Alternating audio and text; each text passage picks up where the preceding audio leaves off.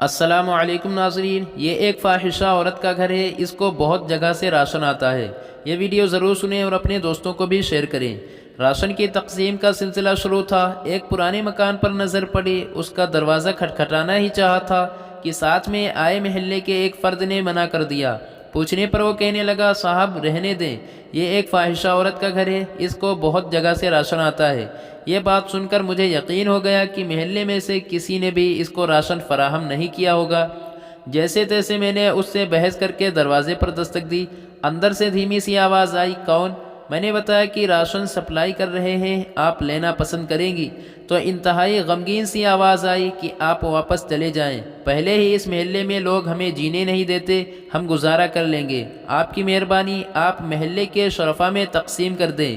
اس کے لہجے کی یاسیت کو محسوس کر کے میں نے بضد ہو کر کہا، آپ مجھے اپنا بھائی سمجھیں اور محلے داروں کی فکر نہ کریں۔ بہت اصرار کرنے کے بعد اس عورت نے اپنی بیٹھک کا دروازہ کھولا اور ہم نے راشن اور آٹے کا تھیلا وغیرہ اس کے گھر رکھ دیا۔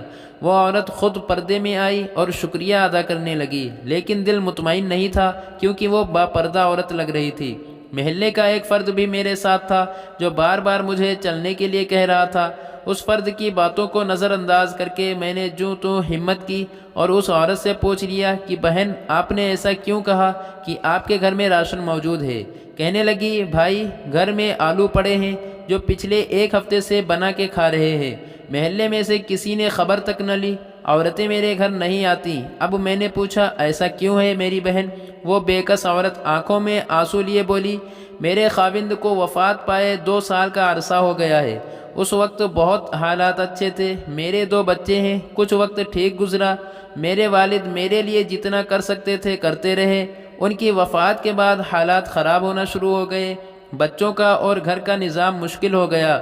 ایک دن میرے خاوند کا قریبی دوست کچھ عرصہ بعد باہر سے آیا، اس نے مجھ سے بہت افسوس کیا اور مجھے کچھ پیسے دے کر چلا گیا۔ پھر وہ کچھ دن بعد آیا اور مجھے گھر کا کچھ راشن دے گیا۔ دوسری دفعہ لوگوں نے جب میرے دروازے پر گاڑی کھڑی دیکھی تو طرح طرح کی باتیں کرنا شروع کر دیں۔ پھر جب وہ واپس بیرون ملک لوٹنے لگا تو جاتے ہوئے میرے گھر آیا اور کہا، بہن یہ میرا نمبر ہے، آپ کو کسی بھی چیز کی ضرورت ہو تو اپنے بھائی سے کہنا، کسی محلے دار سے مانگنے کی ضرورت نہیں۔ جب وہ باہر نکلا تو محلے کے لوگوں نے اسے پکڑ کر مارنا شروع کر دیا کہ تم نے ہمارے محلے میں گند مچایا ہوا ہے۔ یہ سن کر میں نے چلانا شروع کر دیا کہ تم لوگوں نے میرا حال تک نہ پوچھا، اور اگر کوئی بھائی بن کر میرا خیال کر رہا ہے تو تم اسے بھی مار رہے ہو۔ شرم سے میری جان نکلی جا رہی تھی کہ اتنی ہمدردی کا یہ صلہ ملا اسے۔ وہ بھائی ان کو سمجھاتا رہا کہ یہ میری بہن جیسی ہے، لیکن محلے کے لوگوں کو جیسے ایک تماشا ملا تھا لگانے کو۔ خیر وہ جان چھڑا کے وہاں سے چلا گیا۔ کچھ عرصہ تک مجھے اگر کبھی ضرورت ہوتی تو میں کال کر دیتی شرمسار ہو کر ان کو، اور وہ مجھے بینک میں پیسے حسب ضرورت بھیج دیتے۔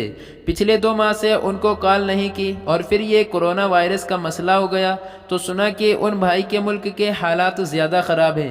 دوبارہ میری ہمت نہیں ہوئی کبھی ان کو کال کرنے کی۔ اب بیوہ سمجھ کر اگر کوئی میری مدد کرنا بھی چاہے تو محلے والے مجھے غلیظ نظروں سے دیکھتے ہیں، اور محلے میں اتنے شرفا ہیں کہ ہر کوئی گزرتے ہوئے میرے دروازے پر جھانک کر جاتا ہے، باہر جاتے ہوئے مجھے گھورتے ہوئے جاتا ہے، اپنی عورتوں کو میرے گھر نہیں آنے دیتے۔ یہ وائرس تو بہانہ رکھا ہے اللہ تعالیٰ نے ہمیں راشن بھیجنے کا، ورنہ ضرورت کا سامان تو بالکل ختم ہونے کو ہے۔ کچھ دنوں سے اس بھائی کو کال ملانے کا سوچا، لیکن ضمیر نے گوارا نہ کیا۔ سوچا کہ پتہ نہیں ان کے اپنے حالات کیسے ہوں گے۔ میرے بچوں کو بھی اب محسوس ہونا شروع ہو گیا ہے کہ محلے میں ہماری ماں کو لوگ کس نظر سے دیکھتے ہیں۔ ہمارے نبی صلی اللہ تعالیٰ علیہ وسلم تو دشمنوں کی بیٹیوں کے سروں پر چادر رکھا کرتے تھے۔ یہ کہاں کے دیندار لوگ ہیں کہ اگر کوئی میرے گھر میری مدد کو آتا ہے تو اس کو اس قدر مشکوک نظروں سے دیکھتے ہیں کہ لوگوں نے ڈر کے مارے مجھے زکوٰۃ تک دینا چھوڑ دی۔ یہ باتیں کرتے کرتے اس کا دوپٹہ آنکھوں سے بھیگ گیا، اور جو میرے ساتھ آدمی بیٹھا تھا وہ شرم سے پانی پانی ہو رہا تھا۔ مجھے پتہ ہی نہیں لگا کہ میری آنکھوں سے آنسوؤں کی جھڑی لگی ہوئی تھی۔ ہم نے راشن کے ساتھ کچھ نقد رقم بھی اپنی طرف سے ادا کر دی۔ جو شخص میرے ساتھ تھا وہ باہر نکل کر کچھ بولنے ہی والا تھا کہ مجھ سے رہا نہ گیا، اور اس کے بولنے سے پہلے ہی شروع ہو گیا کہ بروز قیامت تم لوگوں کے اس راشن کو اللہ کیسے قبول کرے گا، جبکہ تمہیں محلے میں رہنے والے ان لوگوں کی خبر نہیں جو کسی کے دروازے پر نہیں جاتے۔ کوئی کیسا ہے، یہ اللہ اور اس کے درمیان کا معاملہ ہے۔ آنکھوں دیکھا بھی بعض دفعہ سچ نہیں ہوتا۔ اس کی خاموشی اور نم آنکھوں نے کچھ نہ بولا۔ 4-5 دن بعد اس نے محلے میں سے اچھی خاصی رقم اکٹھی کر کے اس عورت کے گھر پہنچا دی۔ بے شک اللہ ہی جانتا ہے سب کے دلوں کے حال۔ ہم کریکٹر کو چھوڑ کر یہ تک سوچ کر کچھ نہیں دیتے کہ یہ وہابی ہے یا سنی یا شیعہ۔ خدا را یہ سوچنا بند کر دیں کہ فلاں ضرورت مند ہے یا نہیں۔ اگر اللہ تعالی ہمیں دیتے وقت یہ نہیں سوچتا کہ یہ ضرورت مند ہے یا نہیں، تو ہم کون ہوتے ہیں یہ فرق کرنے والے؟ اپنی بہترین کوشش کر کے تلاش کر کے ضرورت مندوں کو دیں، اور اگر کسی نے دھوکے سے سامان لے لیا تو وہ اللہ اور اس کا معاملہ ہے۔ آپ کی نیت پر کوئی شک نہیں، اور آپ کو پورا ثواب ملے گا انشاءاللہ۔